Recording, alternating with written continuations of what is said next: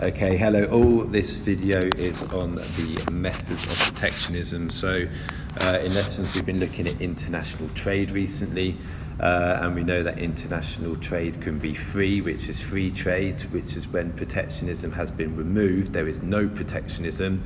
Alternatively, trade can exist with protectionism.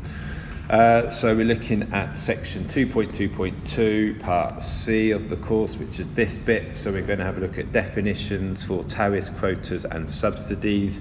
We're going to be looking at the advantages and disadvantages of each method of protectionism, and then we're going to be looking at some supply and demand diagrams to show tariffs, quotas and subsidies. Okay, so definitions. Tariffs is basically a tax on imports to make them more expensive. So basically, if you tax imports, then it's going to be more expensive for firms to import products, therefore less imports will occur as a result. Quotas is basically a limit. It's a limit to the number of products that are imported and exported. It is a limit. And the reason why a government may want to limit the number of products that are imported is in the situation when the government wants to protect local firms and local employees, or they might want to limit the amount of dangerous goods or unwanted goods that enter the country. Subsidies are money given by the government to local domestic firms that cannot compete with the MNC. So in order for the MNC could benefit from economies of scale, and the local firms could not compete, so their selling price would be higher. Therefore, consumers are going to use the MNC because their selling price would be cheaper due to economies of scale. So therefore, the local domestic firms are threatened. They would have to possibly think about closing their business, but the government steps in, they intervene, and they give them a subsidy so that they can survive and continue to employ people. Right, okay, now let's have a look at a demand and supply diagram for tariffs and quotas. So let's have a look at this here. We've got our demand and supply, we've got our original equilibrium here, P1, Q1, and now we're going to have a look at an effect of tariffs and quotas. So the diagram above shows that when the government imposes a tariff, the price increases from P1 to P2. The price increases from P1 to P2, as you can see there. As a result, the amount traded, the quantity, falls from Q1 to Q2. These changes are caused by a shift in the supply curve from S1 to S2. Now, this is because the cost of the tariff is an additional cost to firms wanting to import products. Therefore, the cost of production for firms increases because firms have to pay more money to import products now because they have to pay a tariff. Therefore, the cost of producing the products, the cost of production increases. As a result, firms will be less willing and able to supply products. Therefore, supply decreases from S1 to S2, which you can see here. Subsequently, less products are imported, and this protects local firms and employment. Also, the same diagram can be used to show the impact of a quota. If the government imposes a quota, then there is a limit to the number of products which can be supplied. So supply decreases from S1 to S2.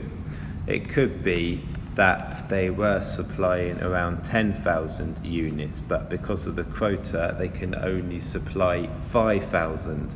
Well, in that situation, supply therefore will shift to the left because firms, it's not a case of being less able, it's not a case of being less willing to supply more. They are just less able to because of the quota. The quota's been put in place, so the supply will decrease. And as I've just said, this is because firms are less able to supply more products because of the limit. They're not allowed to supply any more. Okay, let's have a look at the subsidy diagram. Okay, well, the subsidy, we've got our equilibrium point, our original equilibrium, P1, Q1. And what's happened here? Well, domestic firms struggle to compete at selling their products at P1 because P1 is higher than the selling price offered by the multinationals. So the government wants to protect these domestic local firms because they want to protect jobs, they want to protect the workers that work for these local domestic firms, and they want to do that because they want these employees to receive a disposable income which they can then spend on other goods and services within the economy, and as a result of doing so they are also going to improve they're going to maximise their benefit. Therefore the government could give local firms a subsidy. So a subsidy is just money that the government gives to the firm, and it's money that they are not expecting to get back. So you could argue there's an opportunity cost a factor here, that this money could be used instead to improve education, health, infrastructure, etc. As a result of the subsidy, the firm's cost of production decreases. Therefore, firms are more willing and more able to supply products to the market, and supply increases from S1 to S2 plus the subsidy. So if you have a look at the diagram above here, firms will be more willing and more able to supply the product because they are now receiving a subsidy, and the cost of production has decreased as a result, so they are more willing and able to supply more. As a result, the firm's selling price decreases from P1 to P2, and because the selling price is lower, they're going to receive more customers, and you can see that demand quantity has increased from Q1 to Q2 as a result. Your activity now is I would like you to analyse 2 advantages and 2 disadvantages for each type of protectionism, for tariffs, quotas and subsidies. And when you do this, you really should be considering the viewpoint of the different economic agents. So think about it from the consumer's point of view, the firm's point of view, and also the government's point of view. So your task now is to come up with 2 advantages and 2 disadvantages for each type of protectionism, and get ready to share your answers at the end of the class.